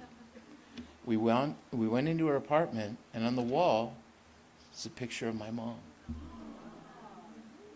She lost track of my mother in 1954, as my mom continued to hide. And Miss Jill not only broke my heart, but gave me the book. She said, "I drove the truck, but your mother brought the joy." It made me cry, and I was looking at my mom doing her pose. Yeah. And went back home and looked through her archives again and could not believe I had not seen this woman. because in every war picture, she looks happy. She looks bold. She has a mission. She's doing something great. And why didn't I see it? Because I was seeing the sad, strange character at the end. So I want to share a bit of the book with you, but I want to say a couple of things. The scene I'm going to read you is about a gentleman that she meets. And he's a pilot known as the Handyman. You know how fighter pilots have cool names. Tom Cruise is Maverick. He has this nickname of Handyman, but I want to tell you, there's a Fishtrap reason for this. It wasn't a book about Irene having a boyfriend. It was a book about the love story between two women saving America, these two friends.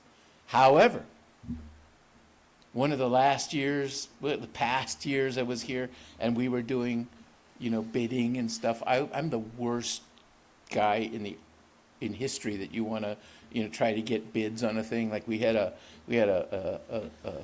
little shelf, and I'm saying, anybody got a bid? Anyone?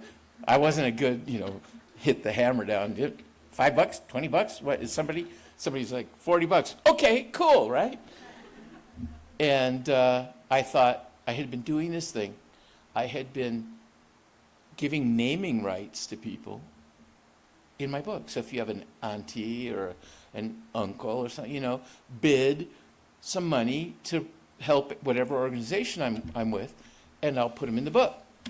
And so I'm thinking here, highest bid, and it'll say, Bob Johnson grabbed a donut and walked away. That's what I'm thinking, half a sentence. And people are bidding, and this is old school Fishtrap, and folks are like, $10. Anybody go higher? $11.50. Okay, great. That's good. Thanks, I'm thinking I'm bombing. And one of your friends from here, Mike, I'll just say Mike, you know who I'm talking about, a lovely gentleman, Mike Andrews. And he stood up and he named a remarkable amount of money. And I looked at him, and I remember looking at the Fishtrap gang like, what? And I said, excuse me, what did you say? And he repeated it. And I said, are you sure? And he said, I'm sure. And he sat down. I was like, okay, you win. Thank you so much. And afterward, we were all on the side saying, what happened? I don't know. And he came up to me, and I said, that was remarkable. I can't believe you did that. And he said, I had to do it. And I said, what do I need to know? And he gave me a piece of paper with a name written on it. It was a family member, and he wanted this person in the family to be recognized. And it was a very moving thing. That's good enough to say. That was just something very moving. And I just thought, this is astonishing. And so I started working on this character, someone named Hans. And so Hans became the name of the pilot, which turned into Handyman. And I put him here, of course, from the Wallawas. And he learned to fly around Pendleton. And he loved riding his horses into the mountains. He was a local boy. And I've been practicing this reading this whole tour and before to do it for Mike. And Mike couldn't make it. But I think he's going to be watching it. So Mike, love you. Thank you. This is for you. And I want to just say, any of you who are service members or veterans, all respect, and I dedicate this to you. So, thanks.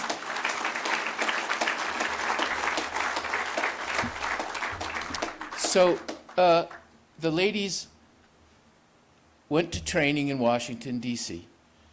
They boarded a ship in an armada at the Brooklyn Navy Yards, sailed across the Atlantic, dodging U-boats. They landed in Liverpool. They did their first duty in Liverpool. Up till then, it's a lark. You know, wow, this is a great adventure.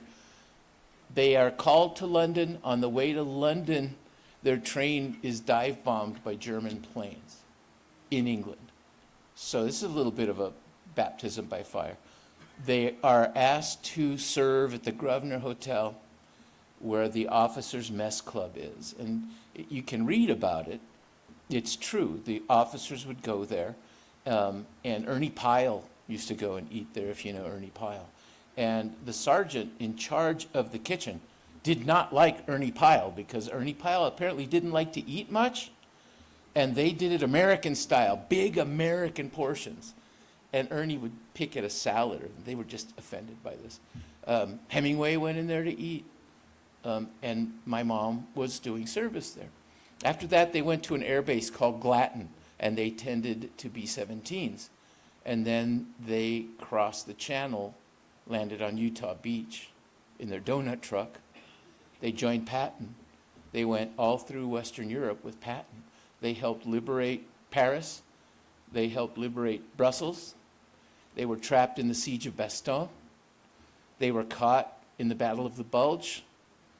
They were put up by the army for Bronze Stars for being the most forward women in World War II in combat. Their officer took it instead. They never got it. I know. And then they went on through Germany, liberated Buchenwald, and then my mother was nearly killed, horribly wounded. So all of these things are in the story. And this is about her little time at the Grosvenor Hotel, in a time of joy, because when they were at the bomber base, the Grosvenor still needed people to come work, and her partners didn't want to. They wanted to stay with the boys, and she had, you know, she was Phyllis, or Irene in the book, that character, and she loved the hotel. It was luxurious. She took bubble baths. She told me she would drink white wine in the tub. She told me once, you know, one must suffer. And she was there when the first buzz bomb fell. It's a crazy life she had. You think, my mom? Seriously? We make such a mistake not paying attention to mom or grandma or our auntie. So I talk to a lot of young folks and I tell them, listen, mom or grandma keeps telling you that thing that you don't care about. You tune her out.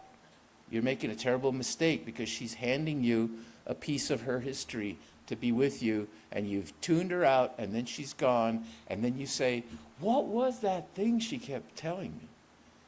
So I'm asking all the younger generations to pay attention to us elders. So this is what happens to her. And I've had to take pieces from the book to put this together so you'll understand what's going on. And this is the day she meets the handyman, or a couple of days after she's met him. So here goes. I'm going to do it from memory, by the way.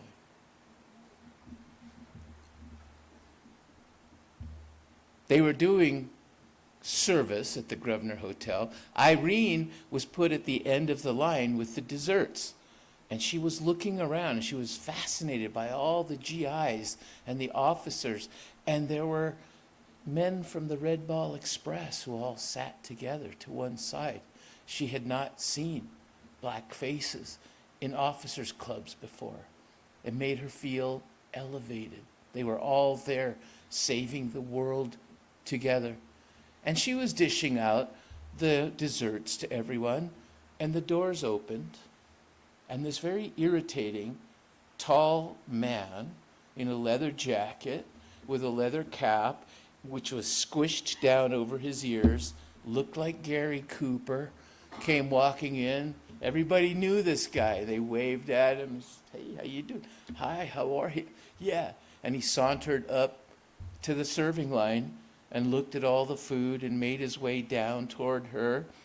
Her best friend Dorothy said, pull up your girdle, he's coming. She said, get away from me, I'm not interested. And she turned and he was smiling at her. Hey, how are you?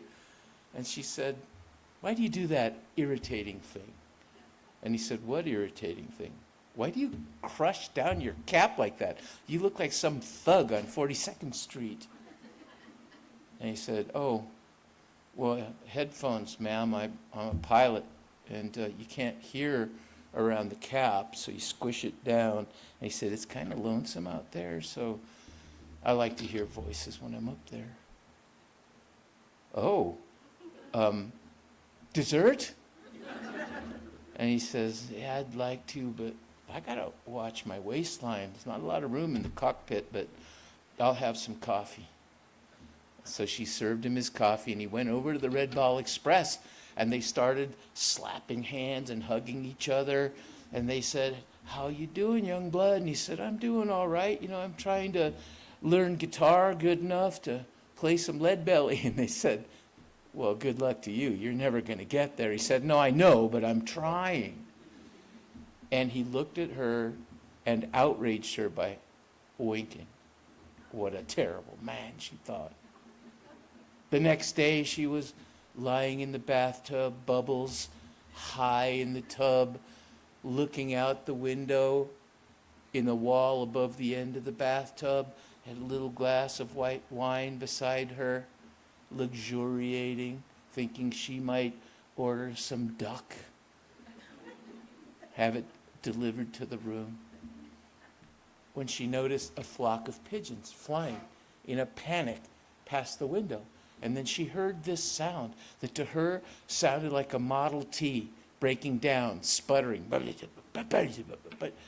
And this creature appeared in the sky. It looked like a gigantic gray shark. And it flew over.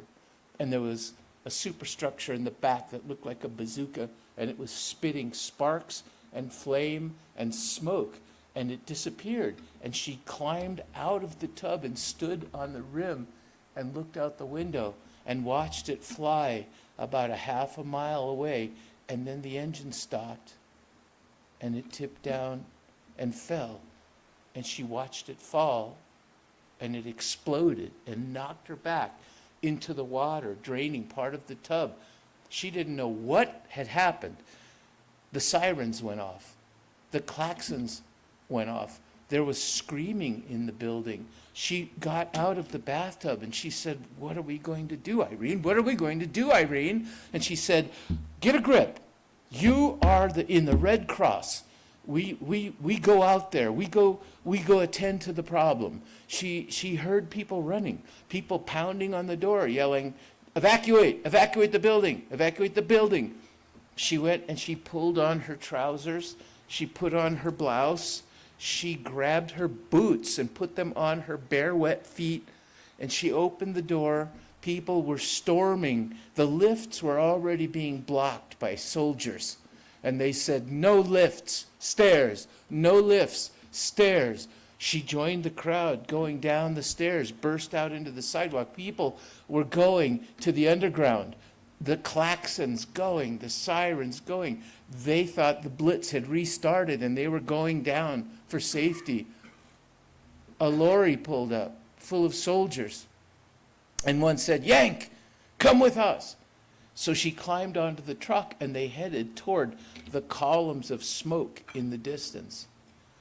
When they got to the scene, she stepped off the truck not knowing what to do. She was not trained for this kind of work, but she was Red Cross. She decided to go toward what had clearly been the blast. She stepped into the blinding, stinking smoke. She was half blinded by it. Her eyes were burning. She was having trouble breathing. At one point, she heard bricks coming and danced aside as a wall collapsed past her feet. She saw a cart to her left, upside down. Under the cart, laundry. Until she realized it was the cart driver, what was left of him. The cobbles were all caulked together with blood. She walked past it and then saw through the smoke the horse lying dead on its side. And she thought, buck up, Irene. You can do this. You must do this. And she began to call, hello?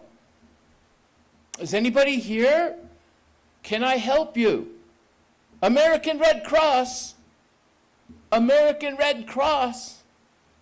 And a voice in the smoke to her left called, lady, lady, over here, GI, wounded. She made her way to the left. Where are you? Call out. Where are you? I can't see anything. Over here, lady. Over here, lady, GI. She came out of the smoke, and there was this man sitting on the curb, leaning back against a light pole, his face cut, bleeding. He held his hands in front of his eyes, catching blood as though they were tears. And he said, I was in the club, the enlisted man's club, and this thing, it fell. It blew everything up, man. It blew everything to hell. And she knelt down and she told herself, Red Cross, Red Cross, Red Cross. She pulled out the tail of her shirt and ripped it off. And she put it over his eyes. She said, don't worry, I'm here with you. And he said, lady, listen, find the girl. What girl? Find the flower girl, lady. The flower girl. She was walking right past the club when I stepped out. I was going to say hello to her. It's the prettiest girl I ever saw in my life. She was carrying flowers, and she walked that way right into it. Find her, find her. And she said, but I can't leave you. And he said, I'm okay. I'm probably just going to sleep a little. And he put his head back. And she could hear soldiers. She could hear ambulance crews. She thought someone will find you. And she told him that someone is going to find you. I'll look for the flower girl for you. And she felt foolish, stepping back into the smoke and didn't know what to say. So she started calling, girl, girl, flower girl, flower girl. There was a louder and louder babble of men's voices behind her, so she was listening carefully if the flower girl answered, and she thought somewhere behind her somebody called her name. And she thought, I'm hallucinating, that's ridiculous. And she kept walking until she could see the flames through the smoke, and the smoke was clearing, and then there was a silhouette. And she looked, and the silhouette walked forward. It was a young woman, bloody, flower petals stuck all over her face. Smoke was coming out of the back of her head. And Irene did not know what to do or think or feel. In her right hand, she was carrying her left hand. And the woman stopped in front of her, fell to her knees, and collapsed. Irene knelt by her and said, it's going to be all right. You're going to be all right, dear. I'm Red Cross. Don't worry. I'm here with you. I'm here with you. I'm going to put your hand on your chest. And she turned her over and put the hand on her chest and said, somebody will help you. They can fix you. They can fix you. Red Cross, Red Cross. And she heard behind her name again and boots coming in her direction. And suddenly he was standing there. This pilot. And she looked up and she said, what are you doing here? And he said, well, I'm everywhere, ma'am. And he knew that she was dead. He knew that poor Irene had gone over the edge. And he took a knee beside her. He put his hands on her shoulders. And he said, Miss Irene, listen, you've done enough. You've done so much. You've saved her. You've saved her. They're right behind me. She's going to be all right, I promise. You need to stand up now. He had seen scenes like this so many times. I got you. I have got you.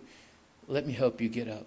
I need to stay with her. He said, believe me, you have saved her. And I'm going to take you out of here. I think you've done plenty already. Let me take you back to the hotel. I'll just walk you there. Don't worry. You already did your duty. And he pulled her reluctantly. She didn't want to go away from the dead flower girl.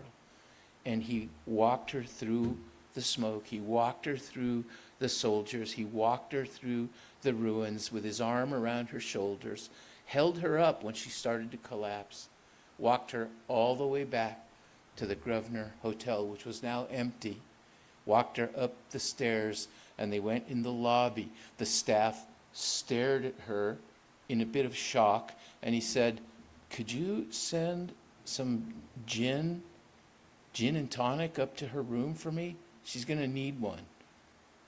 Yes. Took her to the lift. He said, "Irene, what floor are you on?" "Irene, what? What floor are you on?" 5. "Thank you." He slid open the door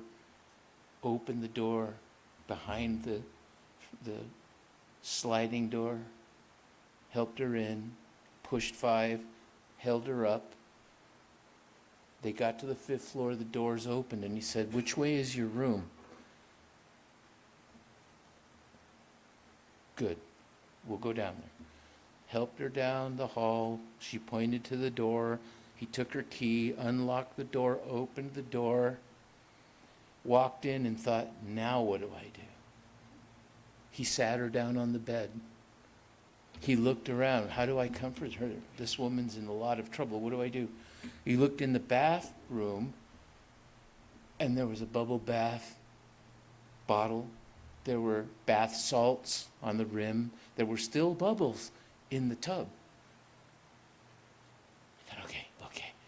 He put in the plug, turned on the water hot, poured in bubbles, poured in bath salts, went out and said, "I'm going to help you right now, okay?" He untied her boots and pulled them off, and her feet were both bloody and torn. So he said, "Look, Miss Irene, I have sisters, I got a mom, and everybody likes a nice hot bath, don't you?"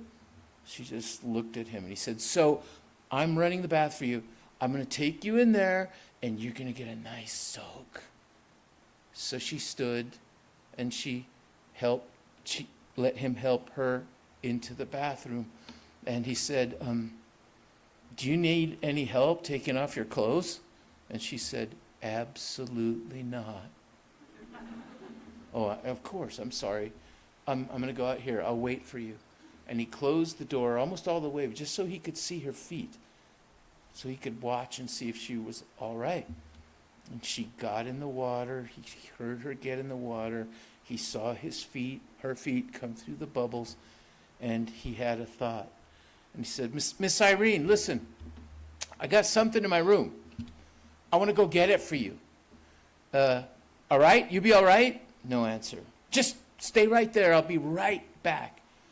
He went out of her room, ran down the hall, got into his room, picked up his Gibson guitar, and he came back into her room, and he thought, I'm going to play her some music. It'll make her feel so much better.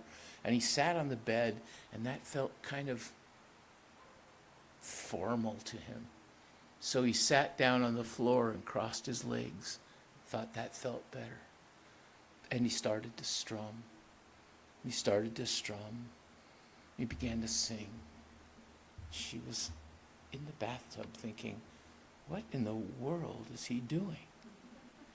And he began to sing, and she thought, he doesn't have much of a voice, does he? It was sort of a high, breathy tenor. But she listened. And when she realized what he was singing for her, she got very quiet and listened till the end.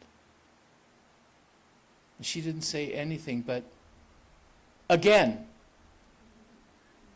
So he started again. And she listened to him playing the guitar.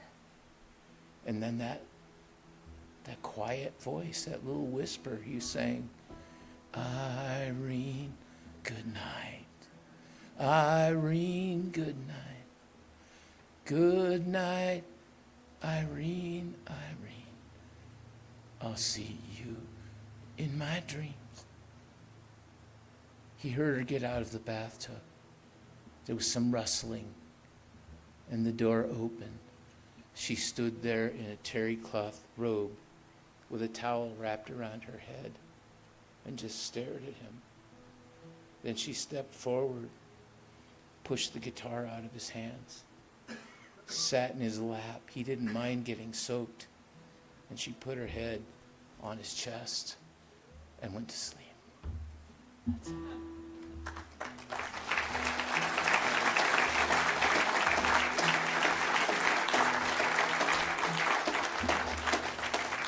Last Saturday night I got married.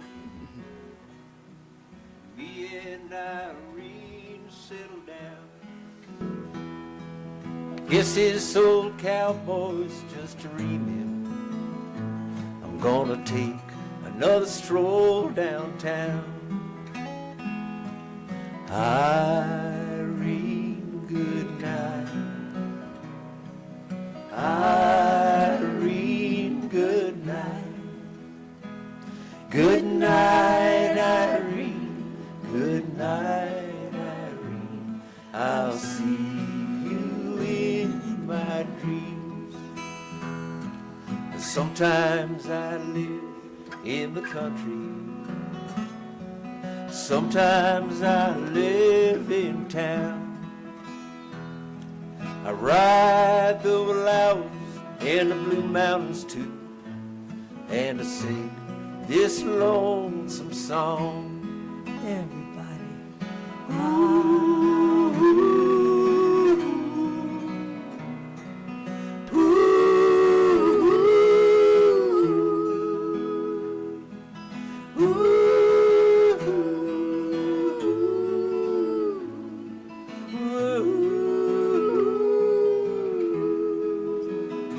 I love Irene, God knows I do.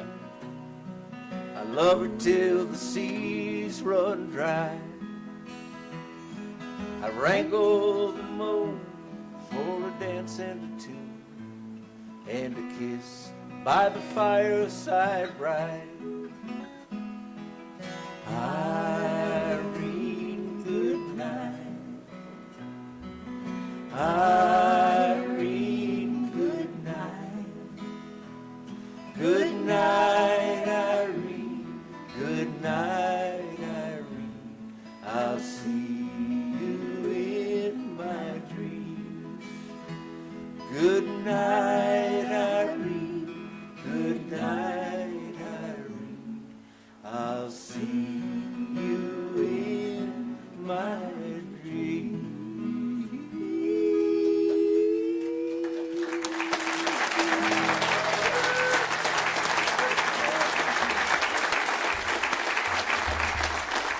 Okay. No, it's all right. I'm okay. Don't worry about it. I just wanted to say a last little thing about this. The women of that service are gone. They're all gone. There's one donut dolly from World War II that we know of. She's 102. She's about to turn 103. And she wants to talk to me, but she's deaf. And so she now has a device that will show the text of what I'm saying, and she wants to type back to me. So we're going to do that.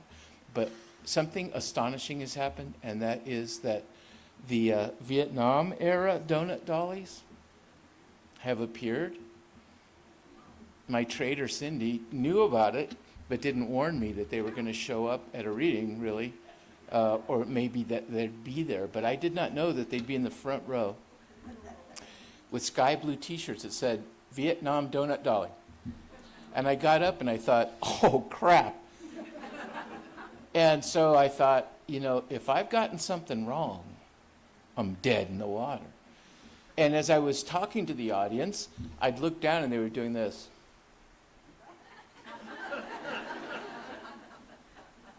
And at the end of the reading, the photographer for the event said, "I want you to come down here in front, but don't leave. We're going to photograph you with the audience." And one of the donut dollies says, "And we're not done with you." So I did the picture, you know, and then I faced them, and they stood up, and they had a Red Cross citation to be a placeholder until the one came from Washington for me. And they presented it to me, right? And I was like, holy cow. And then they brought out a Red Cross combat medal in honor of my mom, and they pinned it to me. And when they did that, the woman leading the group said, "This is only the third time we've given it." And, you know, the next day we had lunch with these women, and we just went crazy together. And they, unlike the World War II gang, have all the social media, so they've activated all of the donut dollies alive. And they have plans, man. And they are so mad to have been forgotten, erased, or ignored. So everywhere I go, it's very possible somebody will show up. And in fact, Cindy and I flew from Denver to New York City to do the New York Public Library event. And I told that story, and I said, it's very possible someone might be here. And this woman stood up. And it was just, I can't tell you. I said, ladies and gentlemen, this is an American hero. And they applauded, but my host said, you didn't applaud loud enough. Ah! And she stuck around. And now we meet these women all the time. And it's so touching to me. And they all say, we're not going to put up with this. We've been ignored. We want to be seen now. So I've been invited by the Red Cross to come lecture about these women to the Red Cross, which is mind-boggling to me. And stuff is happening for them. So I'm going to gladly represent Mom and her partner Jill with them, and I hope something happens. So I'm just so thrilled to share it with y'all. And I retire this scene now because it was all worked up so I could do it here, which means I have to find other scenes to read, but it'll be good to do. So thank you. Much love to you all.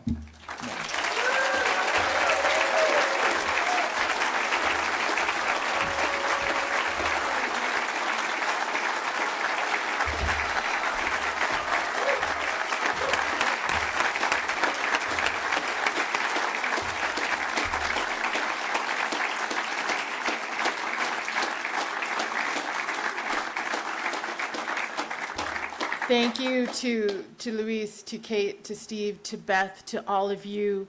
With that, have a good night. Thank you.